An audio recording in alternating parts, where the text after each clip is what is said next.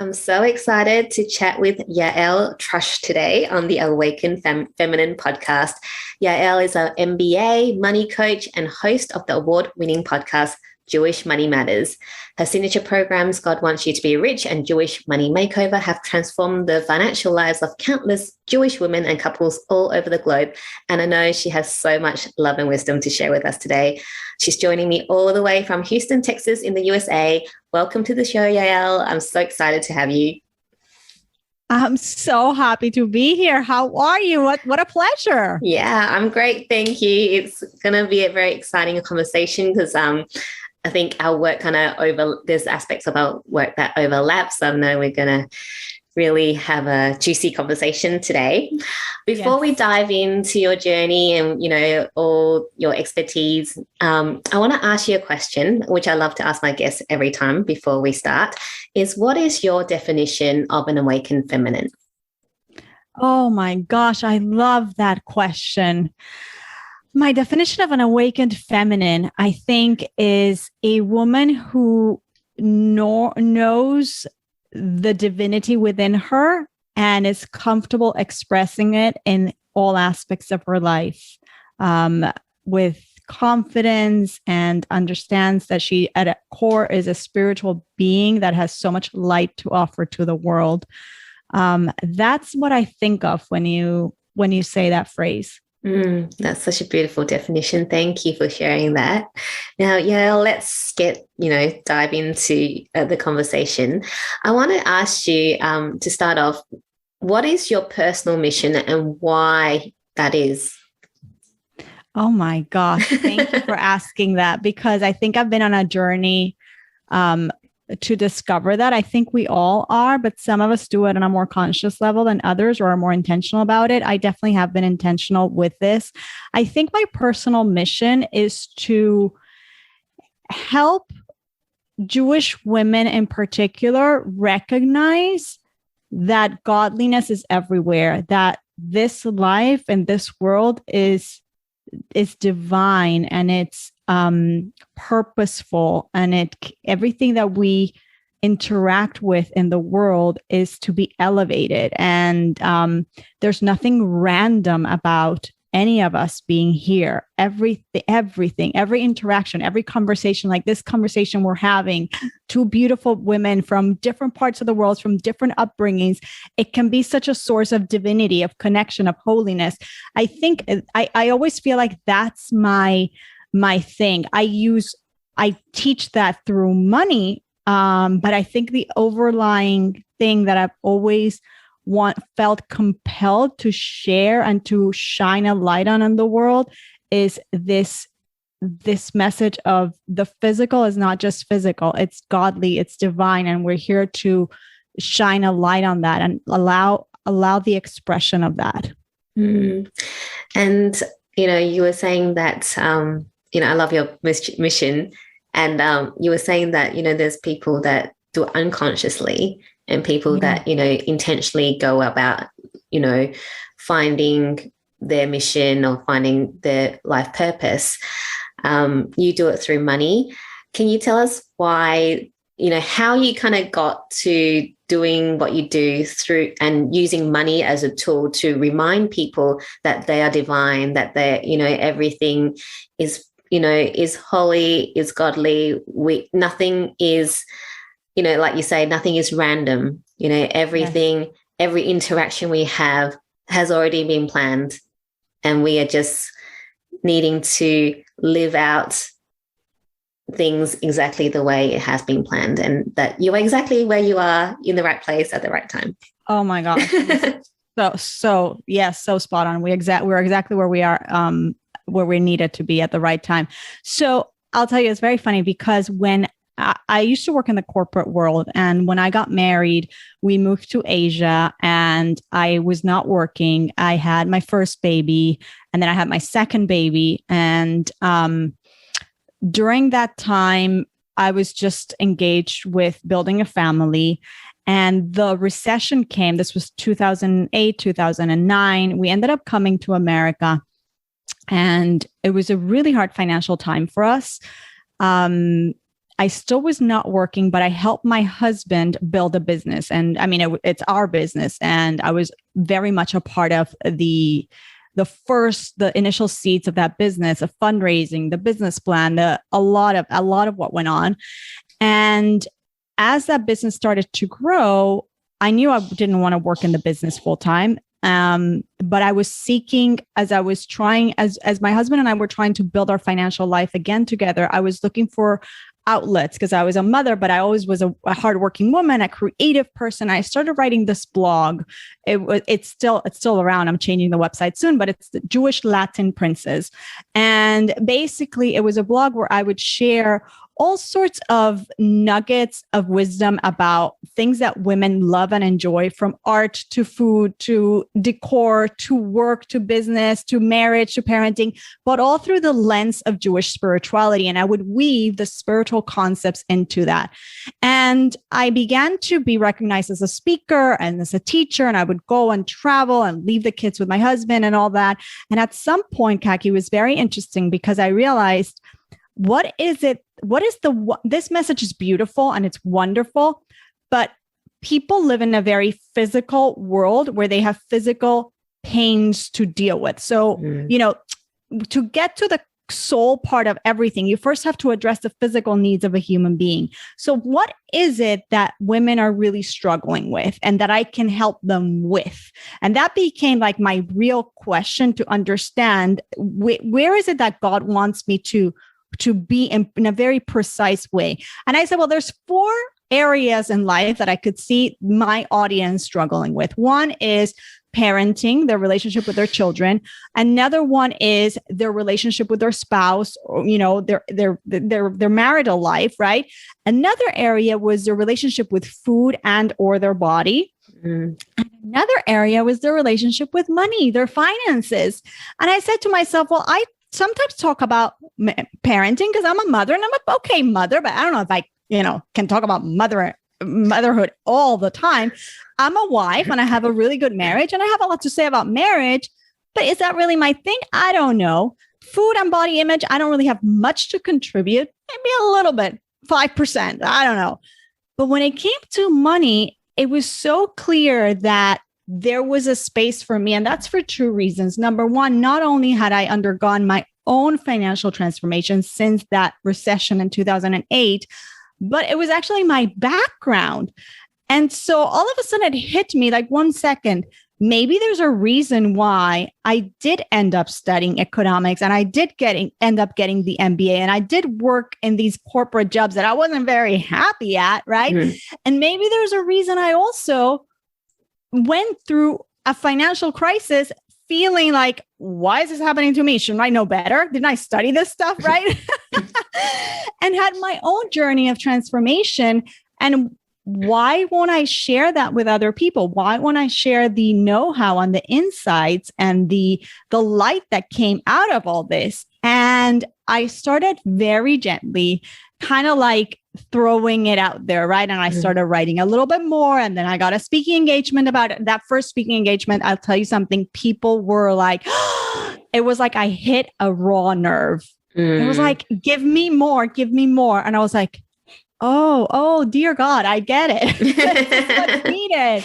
And that's what happened. And then I proposed a column to a publication. And so I write about Judaism and personal finance and money. And then I started my own online courses and my membership and this and that. And so it's run one-on-one coaching. And there's such a need. And I think there's so much here because it's like, always looking for the signs, right? Like, again, going back to what you were saying before, nothing is random. It's like, and now everything starts making sense. And I'll tell you, I really struggled for a while. Like, why did I waste so many years like studying this stuff? I don't really like it. Maybe I should have done something more creative. And, and no, there's always a purpose. There's always a way we can utilize these experiences. I love that. I absolutely love your story. And it resonates, and I can resonate with it so much because I'm a pharmacist by trade, not a pharmacist anymore. But I did pharmacy and then I went to do accounting. I did a master's of accounting and I went, I didn't even do it. I didn't end up going into the profession because it just wasn't the right time. I was like, why did I do it? And then, years later, I'm now teaching like yourself. I teach about money, but more in terms of trading on the stock market.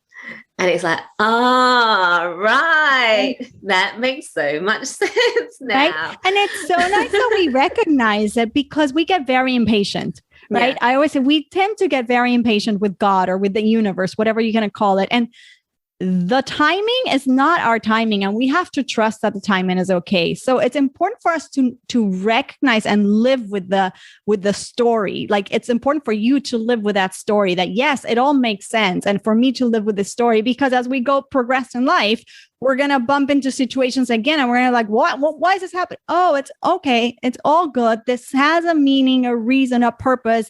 I'm on the path.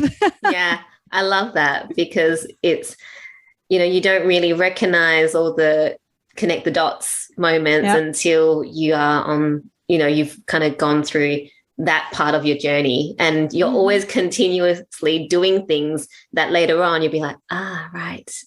I understand now why all that has happened. Yeah. But it takes awareness, it takes awareness. People, like to believe in coincidences. I don't believe in coincidences. Also, people don't stop and, kind of think about how what we and I are talking, what you and I are talking about, right? It takes awareness. It takes work. It takes consciousness. It takes repeating the stories. It takes sharing them with your friends and family. It takes, like you and I, it's no coincidence. Oh, we met through a friend in common. Oh, how beautiful. Like, it's sharing those experiences and living with them, not just paying lip service with it, but really living it with it, which means that the next time you have a bump in the road, you strengthen yourself with the knowledge that nothing in my life is random. There's good in this, and I could get through this, and I could see the light in this, just like I have in the past, right? It's like leaning on the past experience to help us move forward. Yeah, it's drawing the wisdom from everything that you've experienced already to get through another bump in the road, because life is never smooth. As much as you want it to be just like smooth sailing, it never is, but it's how you react to each situation to determine how big or how small that bump is, because your reaction determines everything.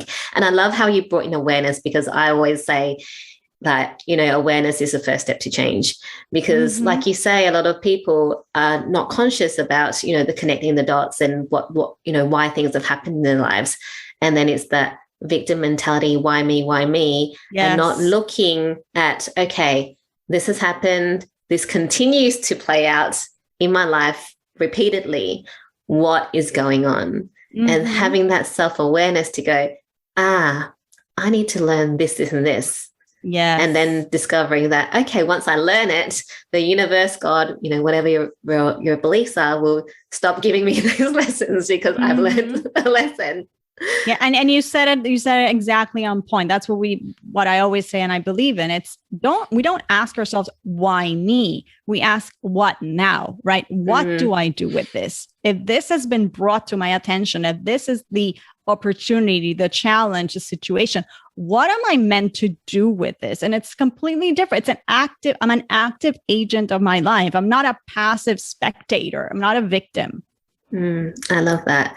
I want to ask you, just kind of jumping back to money, because money is a very physical, I don't know. Yes. Physical. Tangible. Well, I don't know now, because you've just got a card and you kind of beep it. So it is energy. Like, you can't deny that's energy now, right? Because how did you go, okay, people struggle with their money. It's very tangible, physical. We need money to buy things, exchange goods and services. How did you bring the spirituality, your Judaism practices, beliefs into that to really, really, I can't think of the word, really like boost and, make the, oh my gosh, I can't get my words out right now, but the transformation. Like the transformation, the like boosting people's finances by incorporating the spirituality aspect into it, because money by itself, if you don't have the right mindset, you don't have the right beliefs, the right beliefs, it's just money and you lose it, or it's bringing all those things in. Sorry, I just like No, I get what you're asking, and it's an important question, and let me address it like this. So first of all, it's starting from the foundational, like, what exactly is money? And because we've learned and we've absorbed things about money and we've made decisions about money, and we are operating on those beliefs, on those decisions that we perhaps made as a child, by things we observed, by things we heard, by things we experienced, right? So first of all is kind of like understanding what exactly are those beliefs and what is the correct belief? What is the correct approach? Now, I'll tell you from my perspective what that is, what I learned from my tradition. And it was like, oh, am I behaving with money in this way, or do I have some stuff to clear out because my behavior doesn't reflect this kind of outlook, right? So what's the outlook? The outlook is money is a tool that our Creator has given us to serve the world, to impact the world, to do good in the world. There is nothing negative. There's nothing to be squeamish about. There's nothing to be ashamed of. On the contrary, it should be utilized. It should be welcomed into life. It should be used as a productive method of serving the world. So if we're in that, we're like, oh, 1 minute, is this really how I operate with money? And then maybe I could start thinking, well, no, I have kind of like some shame around it, or I get very uncomfortable charging, or I get, like you start observing, oh, well, that's not really in alignment with the expectations that God has of me. If I'm here in this world, I'm supposed to interact in a very positive way with this resource that I've been given. Now, we start adding layers of wisdom into this, that as we are given this resource, that implies a partnership. See, this resource comes into our life as a gift so that we utilize it to serve a world. And we already established, you and I, that we all have a higher calling here. We're not here. There's nothing random. We're here to be productive, impactful agents in the world, right? To make this world a better place. One of the tools we've been given to do that is money. Okay. So that's the outlook. How do we now bring this into practicality, this partnership with this positive resource? How do we bring it into practice? So what I really discovered is there are certain things in our practical life that we do as agents. One of them, very, very clearly, is the way we give, the way we share that resource, right? In this partnership, we are tasked with having some money for ourselves and having some money that we share with others. Now, in traditional personal finance, very often we hear about paying yourself first, right? And we invest, we save, we spend, and then if there's something left over, we give. Well, we have a different paradigm, which is we give right off the top line. Money comes in, 10% is for the rest of the world. 10% is for somebody who needs it. And 90% is always guaranteed for you. And so when we live with that framework, and I'm telling you, I see this time and time again, you won't believe it, but like a few days ago, we were waiting for a $10,000 payment. And my husband and I said, well, it hasn't arrived, but there's this person in need. We're going to give $1,000 because I always know that it always comes back to me 10 times. Lo and behold, we sent the money. And for some weird reason, this was a physical check. We went into the mailbox and the $10,000 check was there, right? So it's like, I've seen this so many times, right? But we have to live with this truth. So one is in the way we give. Another way that is so important to interject that I saw incorporating the wisdom of my tradition really change my finances is building something that we call trust. Trust means absolute confidence that you're not alone, that there's something higher that has your back and that it's infinite. Like the possibilities are infinite, trusting in the infinity that we have a limited way of seeing things, but God Almighty or the universe, whatever you want to call it, right, has an infinite ways of providing you, right? We get so stuck and like, how is this going to play out? And how is this money going to come? And it's like, no. Just get so clear on your why, right? Why are you here? I'm here to serve. I'm an agent of God. I'm a positive force of light in the universe. That's my why, right? And I do it in everybody in their particular unique way. And then what's my what? Like, what do I have to do now with this? And this field of play that I call life, right? And whatever my sphere of influence is, the how, leave that to God Almighty. Trust that the how is going to work out. You don't have to be in charge of the how. You just have to be very clear on your why and very active on the what. I do my next step. I work in the natural world. I do what I need to do because that's part of my obligation of trust, right? If I trust that there's a higher being who charged me to be in this natural world, then I have to operate within the natural world, yet trusting that the result is in the hands of something higher and greater than myself. This is a huge deal. I'm not saying this is easy to live with, but it's fundamental that we get this, that we put it into practice, and it's practice every single day. So those two aspects were huge shifts in the way I kind of relate to money from a mindset, from a speech, from an active level. And I would say the third one is getting really clear, and this goes really back to the why concept, getting really clear on what my values are. And I always exhort people to do this, regardless of what faith you're coming from. It doesn't matter. When we talk about money, right, we want to make sure that the way we spend that money, the way we allocate it in our lives is really aligned with the values that we want to live by. And so often we go mindlessly through life and do things. Well, that's the way my parents did it, or my sister-in-law does it, or my neighbor does it, or my community does it. 1 minute. Have you ever sat down and think about what's your godly mission? What's your real source of, like, your real purpose here? What kind of life do you want to live? What are your real core values? And then look at your numbers and see, are these numbers reflecting these values that I want to live by, right? If I fast forward to the end of my life, when I look back, can I say I live by those values, right? If somebody opened my bank statements, what are the values that they would say are important in my life? That's a big, honest charge. It's a big thing to think. But if we want to live meaningful, productive lives, we have to ask ourselves these hard, honest questions. You know, I really don't believe in going mindlessly through life. We have to create meaning, and this is part of managing this resource, getting so clear. And if you're married, with your spouse, getting so clear on what are our values, what are the values of this family? Are we financing those values? Wow. I love that. I absolutely love it.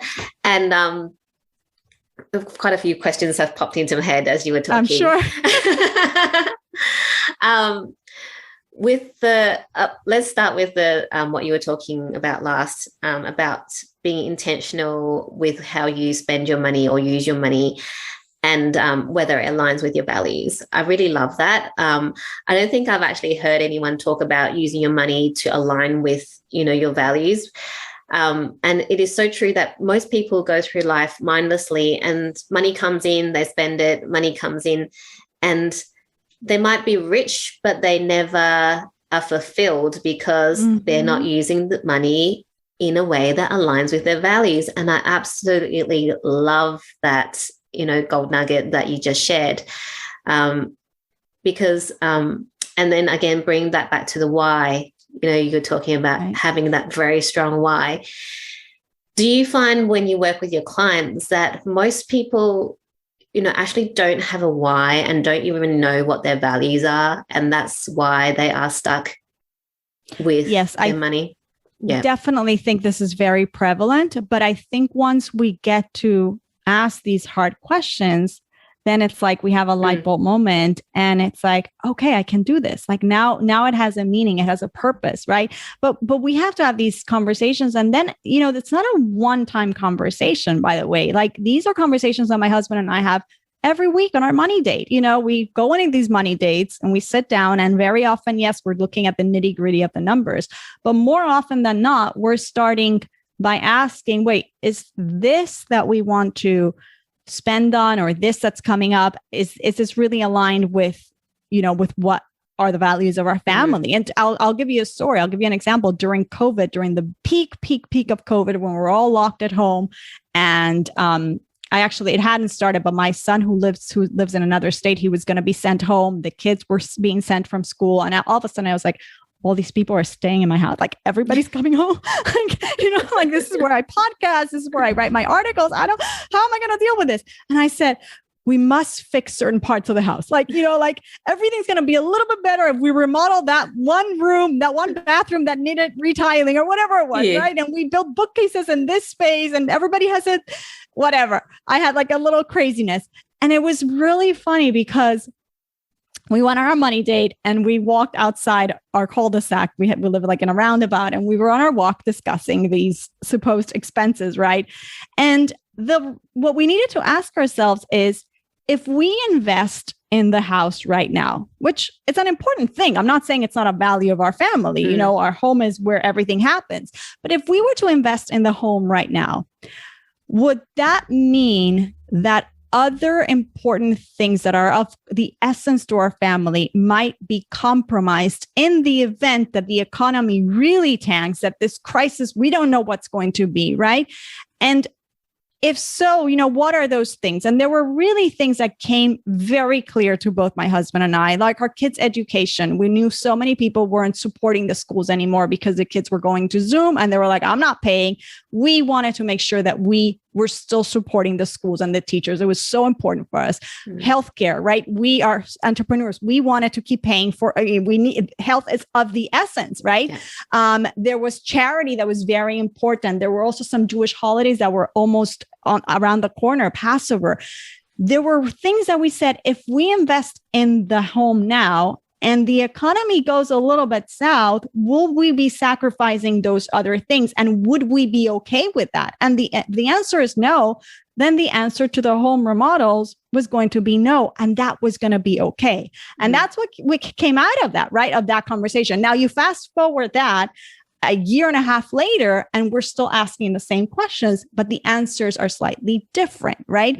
So now when we talk about repairs in the home, things are a little bit different. And is it aligned? Yes, because hospitality is very important because we want to have more guests. So yes, we need a better space for our guests. So we started fixing a guest bathroom, right? And so the answer is, the questions are the same, but the answer might start shifting because it's in alignment with your values. And some values might become priority at some point than others, but it's always going back to what is the value that this is supporting.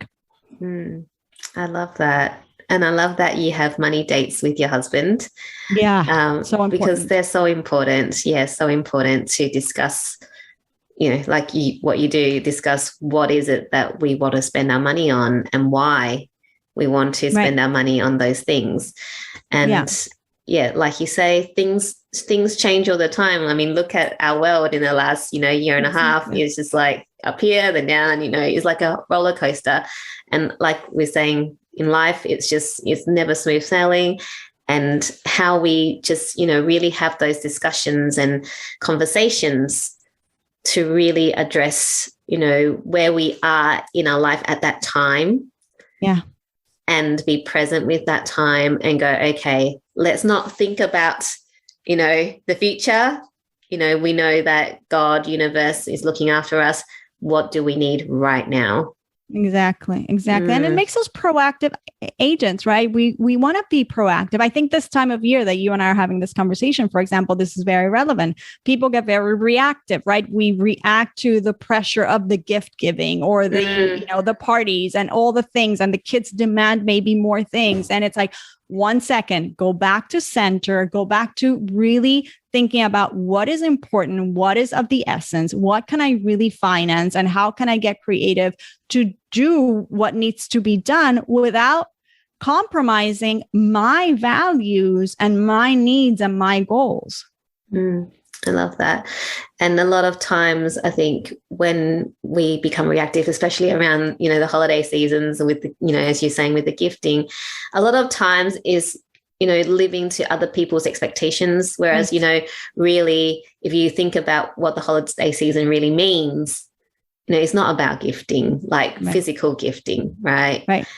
You can be going to volunteer somewhere, and that is gifting. Right. It's not about the physical gifts. So, not being stuck in a box with how you think, and being able to think outside the box, going, okay, well, how else can I give? It's not just about the gifts. Can I give my time? Can I give my expertise? Can I give, whatever it is that, if you're not in a financial position to be able to, buy 100 gifts for all your cousins and relatives and, all the people around, what can you do instead? Maybe you offer to cook, the dinner or whatever it is. Yeah, absolutely. And the gift of time, maybe you take that friend of yours for a hike outdoors, and just a treat, just gift. Sometimes it really is the gift of time. Same thing for your children, and same thing for your spouse, right?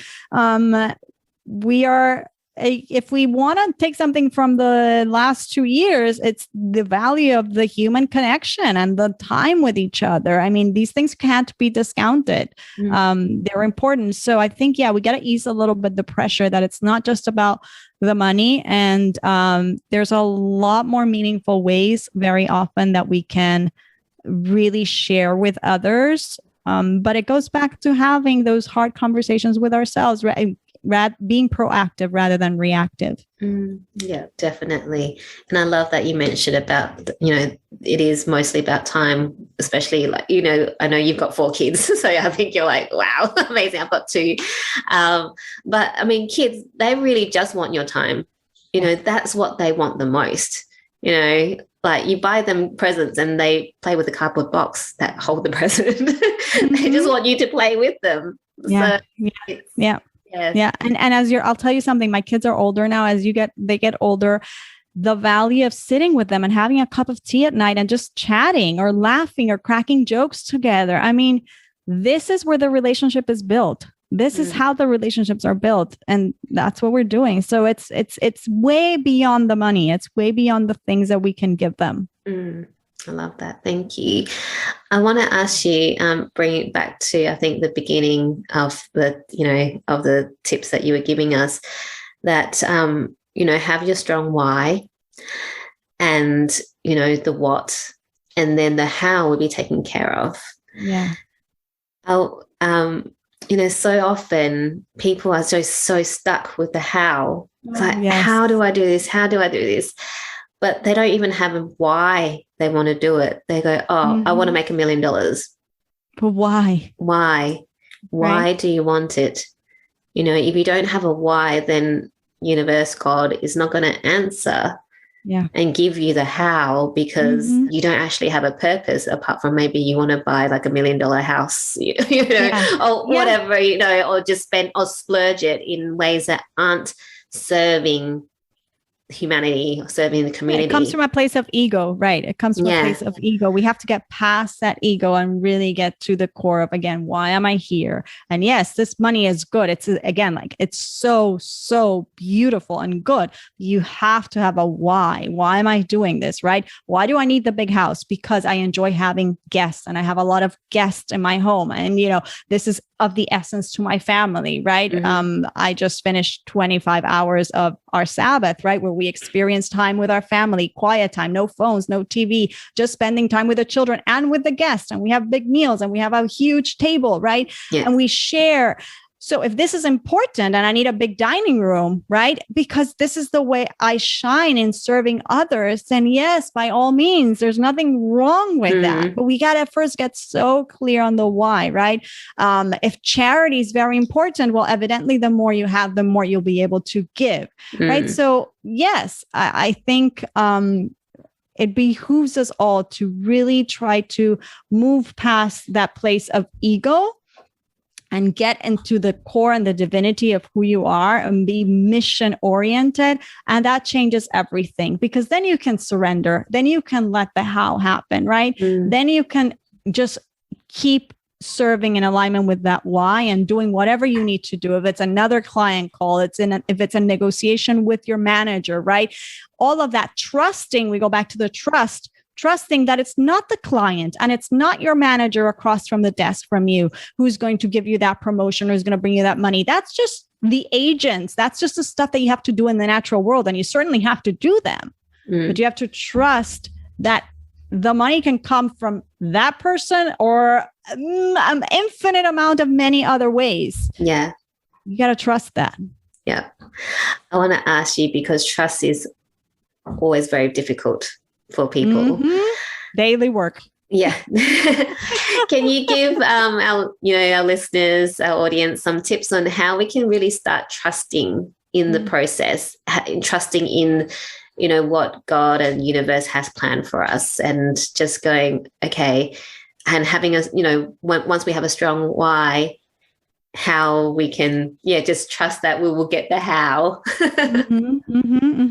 Well, I have two things that come from mind. Number one, I do believe that everything starts from the intellect. Like the intellect drives our emotions, which then drive our behavior. So if you really want to build this muscle, we have to learn. We have to study. I definitely learn Jewish texts and trust constantly and continuously. So that's on the one hand. But I think something else that's important for people to do, and this is actually easy to do, is take pen to paper, take a journal, and write different times in your life where things have played out. And we all have them, right? We have to approach life not from a place of cynicism, but really try to look for the times that we've been supported. We're like, oh my gosh, I met my husband. That looks so random, right? But look how that happened. Or I got this job, or I went and I got this degree, or I had this baby when the doctors told me I couldn't have this baby. I mean, we all have these things, right? I bumped into this colleague who gave me this tip about this doctor who now solved this problem that I have. Like, what a blessing that God's orchestrated that this happened, right? If we really, going back to something we were talking about earlier, if we really go back and hone in on these stories, this builds our trust.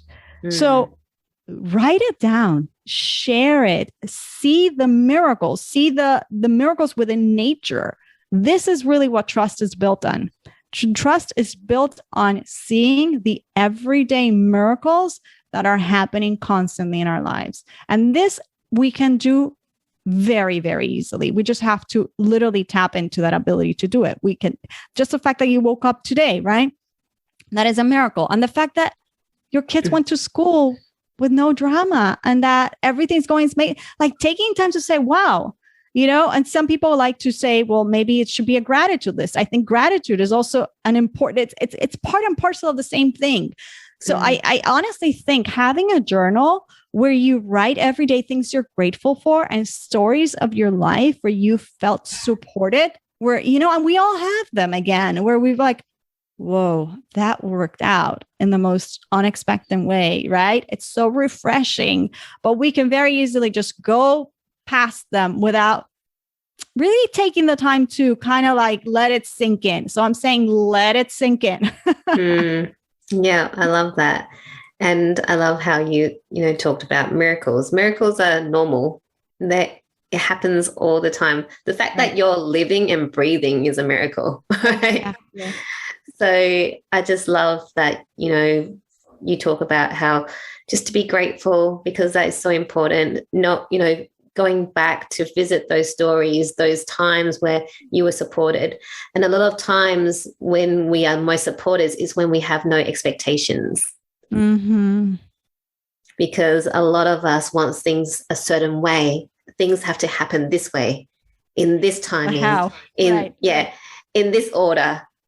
But if you truly trust, it never happens in the way you exactly want it to, because God, universe always has, a different way of delivering what you want. And it might come as something where it might seem bad at the beginning, but then once you turn the corner, you're like, this is like the best thing that's ever happened to me. Yeah. And we have to look for that evidence. We have it. We all have it in our lives all the time. We have to write it down. We have to because then again, going back to, there'll be a time perhaps where you'll, again, like your trust will be weakened, or it'll be challenged by a situation. Automatically, your brain can go back to the evidence, right? What is the evidence that I have that I'm being supported, that something higher than myself has my back, that I can go through this, right? I want to ask you, kind of like moving on along, you're specializing in money. You were talking about the 4 main things that people struggle with. Working on money and bringing in the spirituality and mindset into it. Do you find that people, or even like in your journey, that once you brought those things in to your money part of your life, that the other parts of your life also improved? Oh, absolutely. And one big one, honestly, is the relationship with your spouse. I mean, for my clients, my students, I mean, it's been life-changing. I have so many students who say, my husband really didn't want me to enroll in your program. And then like 3 weeks into it, I catch him reading my notes. Like, he's so happy that I did this, right? So, because this is the way I see it. Money affects every part of your life. I see it like money impacts the relationship that you have with yourself. Very, very much so, right? There's a lot there. We associate our self-worth with our net worth. There's so much that is impacting how we relate to our own selves at a core level. It impacts the relationship that we have with our spouse, very often even with our family of origin, our parents, so with our really loved ones. And and also our children, and it affects the relationship we have with our creator, right? That trust, right? So I think when we work on the money piece, these 3 areas start thriving, right? It's all intertwined. So I see it really all the time. I see families, when they really start rewriting their money story and get really clear on what that story needs to be and what are the values of this family and how we're going to allocate our money, how that shifts the dynamic with the children. Not that those shifts aren't sometimes hard, right? Change is always difficult, but it's always for the better, right? Again, we want to be active agents. So it definitely has such an impact in the way we relate to others. Oh, again, like going back to the way we relate to ourselves, getting that self-esteem, that boost of, oh yes, like I'm an active agent of this resource. I can actually manage it. So many of us come into this type of work feeling like we're not worthy. We don't know how to manage it. We've made so many mistakes. We don't get it, right? We come with this negative. We're like shrunk, right? And after this kind of work, we see, oh, God is blessing me. This is amazing. I can do this. And I give this much charity and I make this much and I'm on top of it. And my husband and I are having a better relationship. We communicate better. So now we're upright. Now we're shining, right? So it's important work. It's not trivial. I love that. And it's, I agree with everything that you've just said, because money is, although we say it's a tool, but it affects really all our relationships. And I love that, you also see with your clients, once they work through their money, beliefs or, bullshit stories that they tell themselves or have been brought up to, being told, that it just changes them and their belief in themselves, which I think then obviously flows out to the relationships and everything else as well. Yeah, exactly. I love that. Yeah. I want to ask you, actually, this popped into my head as you were talking. Did you always,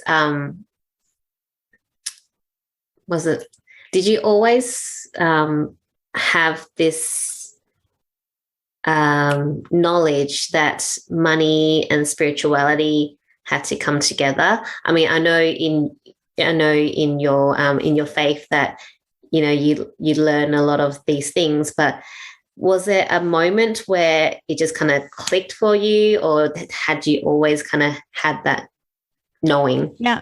I'll be so honest. No, I hadn't integrated them. It was almost like one day, as I'm learning to improve my finances, and I'm faced with this reality where, you know, my husband and I were having more arguments about money, and we lost so much money in the market, whatever. It was just complicated during the recession, that I started digging into, well, what does my faith have to say? And actually, interestingly enough, it wasn't even that. It was, I started reading all the personal finance books, and I'm like, oh, the personal finance stuff is easy. I know this. This is so, but there's something deeper here that I'm not understanding. And then that it wasn't clicking for me. And then when I got to what those things are, I'm like, oh, but doesn't my faith say this? Doesn't this really come from Judaism? And I'm like, oh my goodness, I had all these resources in me and I had never been using them, right? The way to give, the way to think about money, the way to get to clear on your values. All these things were in my tradition. And it was like, okay, you know, you can go through life and not really live in and integrate these things. And it was like, yes, light bulb moment. And trust, right? Like, hello, this is so part of my tradition. Like, why am I reading a book? And then I went back to the sources, and I'm looking at the sources, and I'm fascinated. I'm like, oh, and that's what moved the needle for me. That spiritual piece, that really is what moved the needle, because again, the mechanics of money aren't that complicated. What happens is we are wholesome beings. We're spiritual. We're intellectual. There's so much more to the mechanics, right? And if we don't address that, then we can't properly do the mechanical, tactical stuff, right? And so, yeah, it was really an aha moment for me, going through, you know, just wanting to learn more and seeing, oh my gosh, my faith has this, and I wasn't even cognizant. I wasn't putting it into practice. You know, I was kind of like giving it lip service. And once I started, everything changed. Oh my goodness, right? So much changed. Not just from mindset, I want to say from a very practical piece, like the way I manage money, the way I relate it, the way my bank accounts are fuller and my life is fuller and richer, right? Just so, so I really encourage people to dig deep, to really go back to these fundamentals, like the why, the values, the trust, and everything starts flowing from there. Yeah, I love that. Thank you. I mean, I think with a lot of the work we've been talking about around money and, you know, relationships, everything, those few areas, I think there's a lot of fear for people because change, as you're saying, is hard, it's scary. Right. Because they don't know what's on the other side. What if it's worse, or what if it's better? You know, that they're the two things that people are scared of. If it's better, is it going to change my life? If it's worse, is it going to change my life? How's it going to change my life? Can you give our audience, you know, any tips of working through that fear and making them realize that if they do that work, it's going to be so worth it? Well, I'll say this. And I'm convinced of this. And again, the tip is, I think if you take pen to paper, you're going to see it in your life. But this is what I want you to see in your life, that a better version of you is always on the other side of that fear. You have to know where the fear is coming from. The fear is coming from a part of you that was... The way we understand in Judaism, we're given two forces: a force of ego, a force that wants to keep you comfortable and not rock the boat too much, and just not put yourself out there, not just be comfortable. And a force of divinity that's always striving upwards. You know, one is more animalistic, more physical. It wants all that's material and physical. And the other one just strives for light, strives for goodness, for service, right? And these polar opposites are always always working within us. So we have to recognize that we're going to have those forces in play all the time. What we always need to strive for is to get them to work together, because we have to be in this physical world, but always aspiring to be above it, right? So what happens? The fear comes from a place of ego, right? Of right now, leave it as it is. Let me protect you. You don't need to rock the boat. You don't need to change anything. And so once we recognize it's coming from that place, we can say, oh, I hear you, but I don't want to listen to you because I know that I have more in me, right? And that's what I was saying at the beginning. The best is always on the other side of that fear. That fear is an indicator. The minute it creeps in, the minute the ego is telling you, showing up with the resistance, you have to know, oh, great, that's my sign. Thank you. Thank you for letting me know. Thank you for letting me know that something great is out there. And it's like, I don't want to listen to you. I'm doing it. And that works for me, right? Like I always play that game with myself. Like, okay, I hear you, but I don't need to listen to you right now. You're here because I'm normal. I'm a normal human being. Thank you for waking up and letting me know that it's going to be scary and that you don't want me to do this. But because I'm God-centered, or I'm centered in my role as an agent of change and life and divinity, I'm going to do it anyways. I love that. That's so beautiful. I always think that fear is a reminder, you know, when we want to do something, is a reminder that that thing is actually important for us to do. Yep. Mm-hmm. Because if it wasn't important, we would be scared. We'll just do it. Exactly. And you want to know something incredible? When I first started doing this money work, I was very scared. Very, very scared. Like I wanted to start my first online program. I was terrified to the point that my body felt that, like I had horrible backaches, and I right away knew I was scared of what, like, I'm going to talk about Judaism and money in the same sentence. I get that this is the way it is, but maybe the world is not going to get it. And maybe my community is not going to get it. And I had to face it, and I had to journal through this and kind of like, and get so clear on this is important. I'm doing this. And oh my gosh, thank God I did. But I just want to share this so that people understand that this can happen in any area of your life. Like it's happened to me. I'm sure it's happened to you. I physically felt it. I was scared, so scared. And I pushed through it. And when I first opened that first course, people enrolled within 24 hours. I had a full course. And thank God I did, because people were so grateful. And it proved to me again, it's not about me. It's about them. It's about what I can serve. It was again testament to the fact the fear wanted to hold me back. Don't rock the boat. Don't start talking about this. Maybe it's not tactful. Maybe it's just not, maybe it's too brazen, like who does that? Right. Mm-hmm. And it's like, well, that's the ego. That's protecting me. Once I was on the other side, I realized, oh, the light needed to shine. This is what about other people's. Once the people started saying, thank you for opening this course. Thank you for giving me a space to talk about this. Thank you for teaching me these things. Like, thank God, it's not about me. It's never about me. It's about the others. And I think this is very important, especially for entrepreneurs, right? To always realize, like, it's not about me. It's about them. What do they need? How can I serve them? But going back to the fear, I felt it. And again, I have to say time and time again, it's the ego coming to protect us. And you can say, oh, hello, I see you. Now I'm going to go do it anyway. Yeah. Love that. Thank you. I'm just conscious of the time, Yael. So, I wanted to ask you a couple more questions.